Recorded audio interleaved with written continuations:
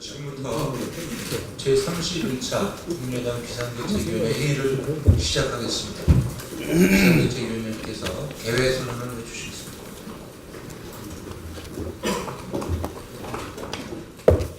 네, 제31차 비상대책의 개회를 선언합니다.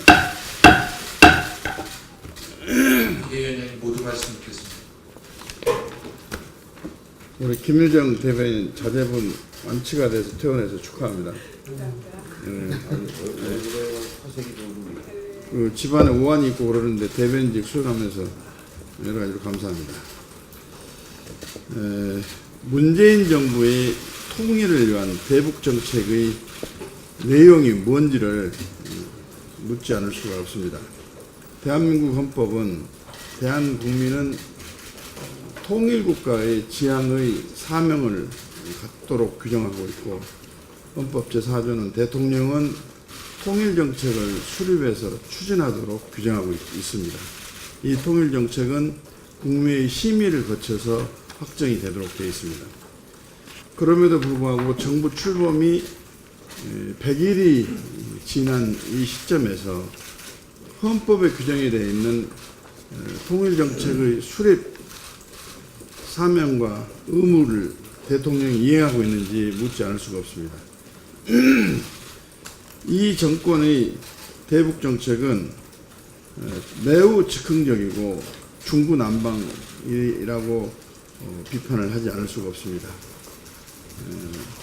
후보 때와 대통령 당선 이후에 입장이 달라지고, 또 베를린 선언을 한 지 며칠 되지도 않았는데 그 입장이 또 폐기되고, 또 사드 문제와 관련해서 오락가락은 국민이 어지럼증을 느끼지 않을 수 없을 정도가 되어버렸습니다. 미국의 동맹국인 미국에게는 불신을 초래하고, 중국에게는 과도한 기대로 오히려 양국관계가 더 악화되는 그런 상황을 맞이하고 있습니다. 함부로 외교 안보 정책을 대통령 혼자서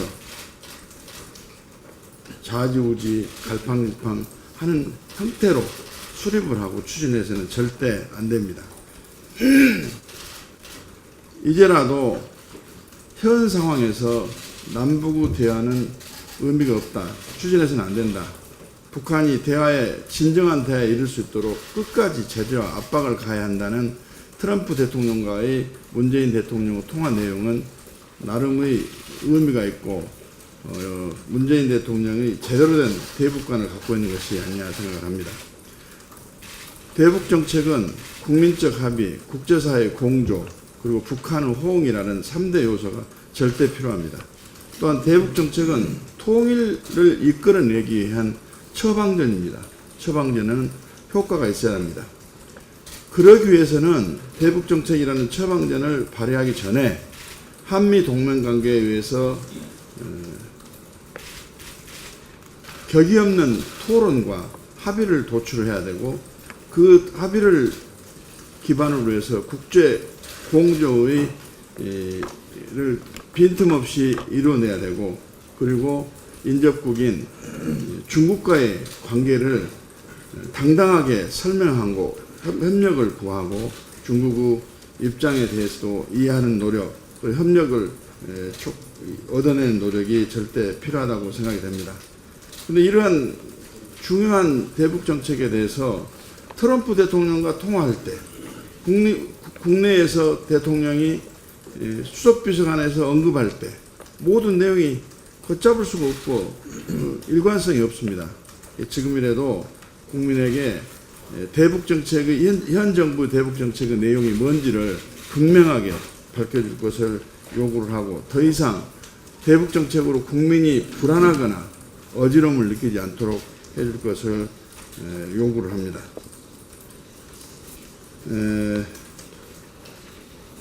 5.18 민주화운동 진상규명 특별법의 조속한 통과를 위해서 당력을 집중하겠습니다.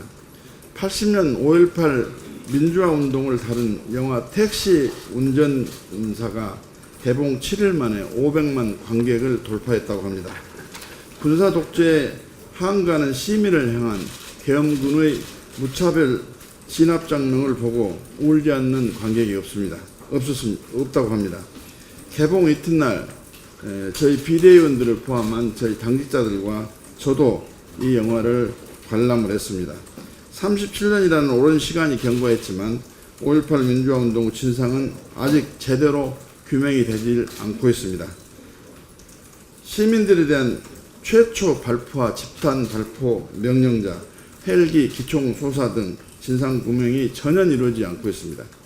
이 영화를 계기로 진상 규명에 대한 국민적 관심과 요구가 높아가고 있는 상황 속에서 전두환 대통령 즉 민정기 전 청와대 비서관이 7일 한 방송사에 출연해가지고 5.18 민주화운동에 대해서 시민 폭동이 분명하다, 영화 장면은 허위 날조라고 발언을 했습니다.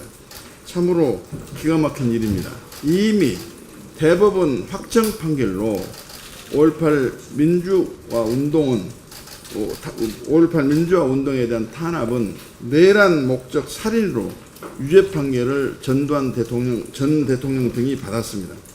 전두환 대통령과 발언 당사자는 즉각 5.18 영령 앞에 사죄를 하고 참여할 것을 요구를 합니다.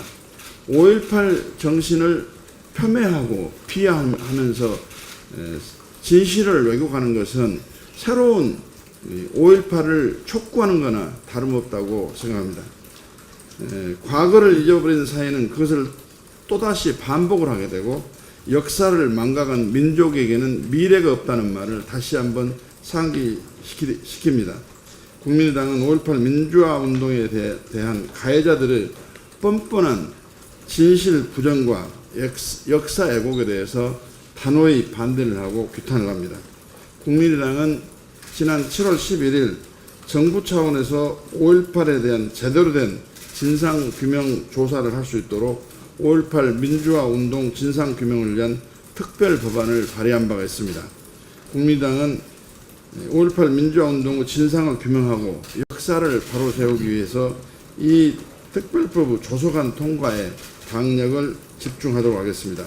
오는 9월 정기국회에서 특별법안이 반드시 통과가 돼가지고 시민들에 대한 최초 발표와 집단 발포 책임자, 계엄군의 헬기 사격명령자 규명, 80년 5월 당시 부당한 공권력 행사로 발생한 사망, 상해, 실종 사건을 비롯한 인권 침해 사건, 집단 학살자, 암매장지 및 유해 발굴, 행방불명자 규모 및 소재 조사 등 진상규명에 필요한 모든 사건에 대해서 조사가 진행될 수 있도록 당력을 집중하겠습니다. 이제 전당대회가 채 20일도 남지 않았습니다. 공정한 경쟁으로 제2의 창당을 위한 전당대회가 되도록 우리 당은 각별한 노력을 기울여야겠습니다. 내일부터 전당대회 후보 등록이 시작됩니다.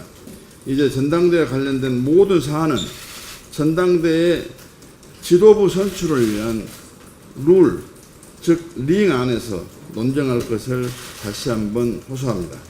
당은 노선과 정체성, 비전, 핵심한 후보자의 자질과 도덕성, 능력, 리더십 등 모든 사안은 전당대회 룰 안에서 논쟁을 하고 피가 터져도 링 안에서 터지도록 해야 하겠습니다. 전당대회가 제2의 창당으로 재도약할 수 있는 계기가 되도록 모든 당원들이 지혜를 모아줄 것을 간곡히 호소를 합니다. 국민의당이 무너지면 다당제 협치 정치가 소멸하게 되고 다시 양대 기득권 패권 세력이 기득권 정치, 구태 정치로 회귀를 하게 됩니다. 저는 비상대책위원장으로서 이번 전당대회가 그 어떤 전당대회보다도 공정하고 깨끗하고 미래를 위한 경쟁의 장이 될 수 있도록 선거 관리에 만전을 기하도록 하겠습니다. 특히 당의 직무를 수행하는 당직자는 책임의식을 가지고 선거의 공정한 관리를 위해 중립 의무를 철저히 지켜줄 것을 엄중히 당부를 합니다. 당원 여러분, 또 후보자 여러분에게 이 전당대에 당의 명운이 걸려있음을 다시 한번 강조합니다.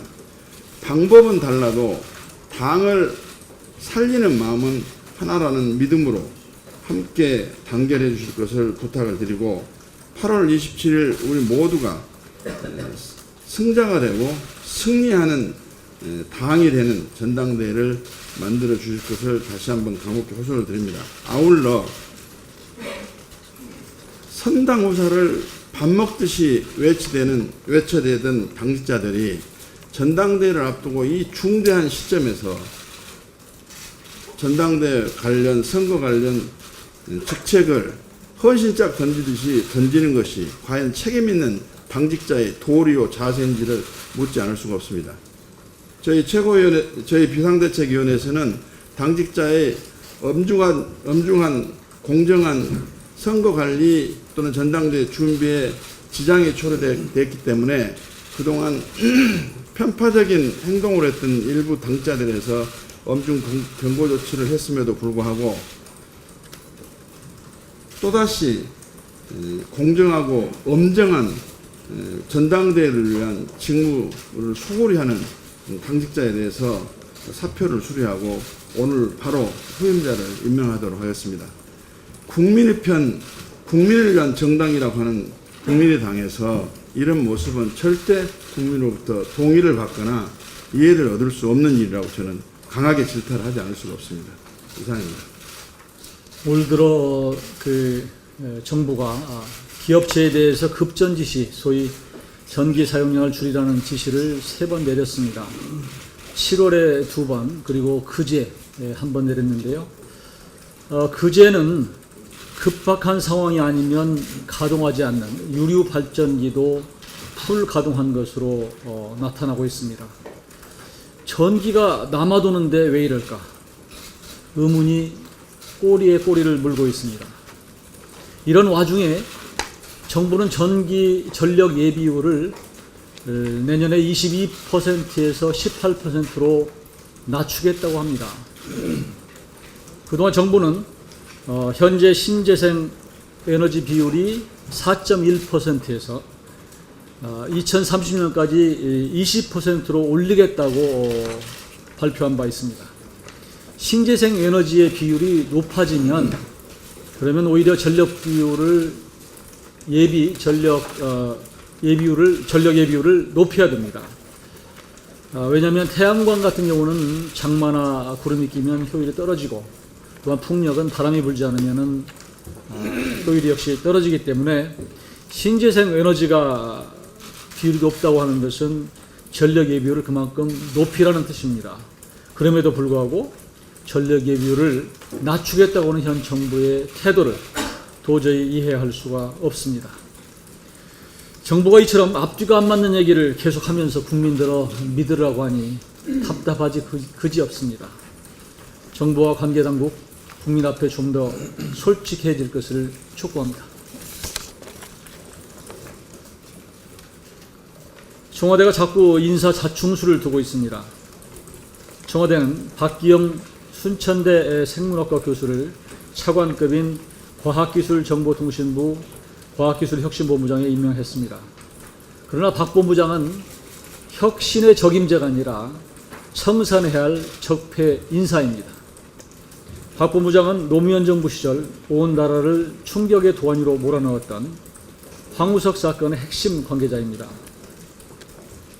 박 본부장은 당시 청와대 정보과학기술보좌관으로서 황우석 박사에게 수백억 원의 연구비를 지원했습니다. 또 조작으로 밝혀진 황우석 논문에 공동 저자로 참여했으며 이 또한 아무런 기여도 없이 이름을 올린 것으로 밝혀졌습니다. 박 본부장은 또 황 씨로부터 상당한 액수의 부당한 연구비를 받기도 했습니다. 그러나 박 교수는 이 사태에 대해 한 번도 어떤 입장 표명도 사과도 한 적이 없습니다. 신설된 과학기술혁신본부는 매년 20조 원 규모의 국가 R&D 예산을 다루는 과학기술의 컨트롤 타워 역할을 하는 곳입니다. 전대미문의 과학 사기 사건의 공범격인 인물을 과학기술혁신본부장에 앉히는 것은 고양이에게 생선을 맡기는 그런 꼴이 아닐 수 없습니다. 인사는 만사라했습니다. 청와대는 진짜 대한민국 과학기술의 혁신을 원한다면 박 교수의 과학기술혁신본부장의 임명을 철회해야 합니다. 이상입니다. 이것이 작년도 일본 정부에서 발행한 방위백서입니다. 여기 4페이지에 보면은 혼자 보지 말고 국민이 좀 보게 해주세요. 이렇게 그래서 필라고 그럽니다. 여기 색깔도 칠해놨습니다. 요 내용을 그대로 담은 2017년판 방위백서를 발표를 했습니다. 일본 정부는 고이즈미 주니치로 내각된 2005년 이후 한 해도 빠짐없이 방위백서에서 독도가 일본 땅이라는 억지 주장을 계속 펴고 있습니다. 심지어 올해 초 일본은 모든 초중 학생은 2020년부터 독도가 일본의 땅이라는 허무맹랑한 주장을 의무적으로 배우도록 교과서 지침도 개정한 바가 있습니다. 일본은 수십 년 동안 독도 문제를 확대화시키는 전략을 세워왔습니다. 반면 우리 대한민국은 일본의 독도 시비에도 변함없이 조용한 외교만 강조해왔습니다. 독도 문제가 국제 분쟁으로 확대화되는 것을 피하려면 무대응 정책 말고는 방법이 없다고 하는 논리였습니다. 침묵의 결과는 사실상 일본의 기만 살려주는 꼴이 되고 있습니다. 정부와 국회는 주권 국가의 자존심을 걸고 일본의 각종 도발에 엄정 대처해야 마땅합니다. 사건이 불거지고 나서야 일본 공사를 불러다 다그치거나 논평이나 하나 내고 유감 표명에 그친다면 일본은 자신의 독도 영유권 주장이 힘을 얻고 있다고 오판할 수가 있습니다. 이번 일부터 단호하게 대처해야 된다고 생각합니다. 우리도 일본의 전략 이상으로 국제사회에 대한 대대적 홍보와 미래 세대에 대한 교육을 철저히 진행해야 합니다. 또한 단편적으로 그 순간만 대응하고 말 것이 아니라 큰 청사진을 갖고 독도는 우리 대한민국 땅이라는 인식을 전 세계에 분명히 각인시켜야 합니다. 그간의 조용한 외교에 대해서 탈피하기로 한 만큼 독도 수호에 대한 철저한 점검과 장기적 대응을 주문하는 바입니다. 이상입니다. 근간에 위안부 합의 결과 검증위에서 외무부에서 TF를 구성했습니다. 여러분, 위안부 하면 위안부 정말 말만 들어도 열받죠. 위안부라는 단어가 맞는가요? 저는 위안부는 아니라고 생각합니다. 이거는 분명 국가가 개입한 집단 정복행위로 볼 수 있습니다.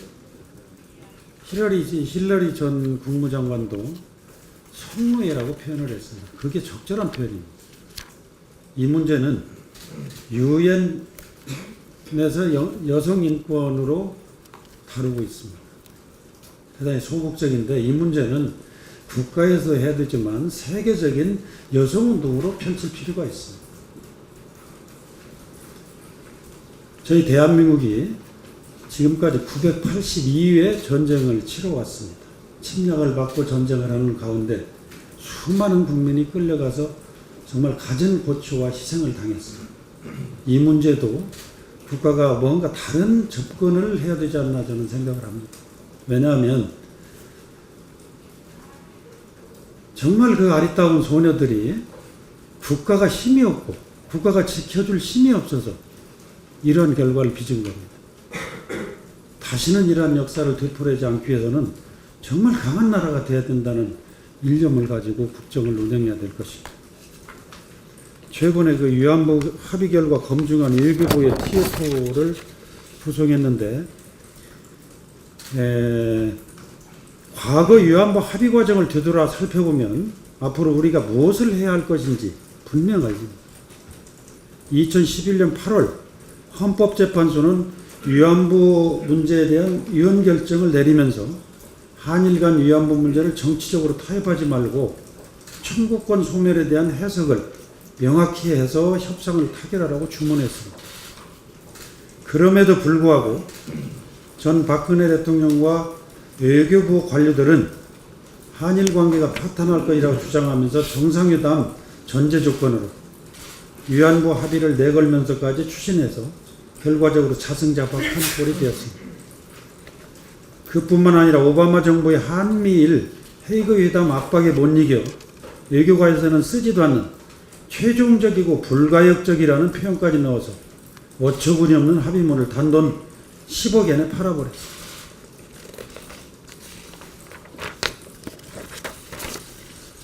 결과적으로 한일 양국 국민의 감정만 악화되었고 한국은 국가 간 합의를 번복하는 나라라는 잘못된 인상을 그 일본 국민들에게 심어주었습니다. 문재인 대통령은 신임 강경화 장관을 지명하면서 외교부 내 외무고시 출신 관료사의 카르텔을 혁파하는 자기 개혁을 위해서 인선했다고 그 배경을 밝힌 바 있습니다. 외무고시 출신 위주 외교부는 끼리끼리 문화와 함께 전문가 요리에 빠져 한일 위안부 합의에서 보듯 나무인 외교만 보고 수빈 국민의 신뢰를 얻지 못하는 잘못을 범했습니다.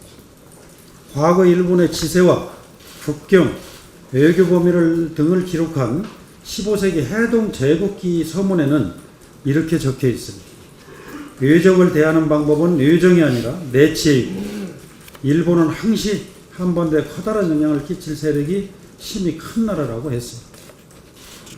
우리 선조들은 이미 600년 전 안보를 위해서는 외부가 아니라 내부의 병폐와 기강을 바로잡는 게 우선이라는 것을 말씀해 주셨음을 명심해야 할 것입니다.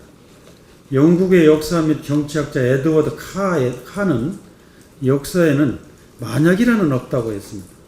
그리고 역사는 과거와 현재의 끝없는 대화라고도 하였습니다. 과거의 역사를 통해 우리가 처한 지금 현실을 직시하고 서로가 긴 안목으로 중지를 보여야 할 때입니다. 이상입니다. 네, 먼저 전당대회를 앞두고 선거의 룰을 정하고 선거를 총체적으로 관리하는 전준희, 선관위 위원들의 줄사태가 이어진 점 비대위원의 한 사람으로서 무척 안타깝게 생각하고 당원과 국민 여러분께 송구스럽게 생각합니다. 당이 많이 혼란스러운 상황입니다. 한 말씀만 드리겠습니다. 중국의 사마광이 저술한 역사서 자치통감에 이런 말이 있습니다. 가빈사양처, 중난사양상.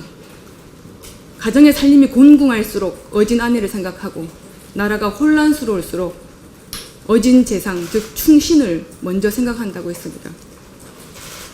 대한민국 정치사의 다당제의 역사를 새롭게 써내려고 하고 있는 우리 국민의당 아니겠습니까? 당과 24만 당원 그리고 국민을 먼저 생각하는, 그래서 각자의 이해관계를 떠나서 자신의 직분과 사명을 다하는 국민의당 한 사람 한 사람이 되어주시기를 당부드립니다. 이상입니다. 이상으로 공개 발언을 마치고 회의를 비공개로 전환해서 안건 심의에 들어가도록 하겠습니다.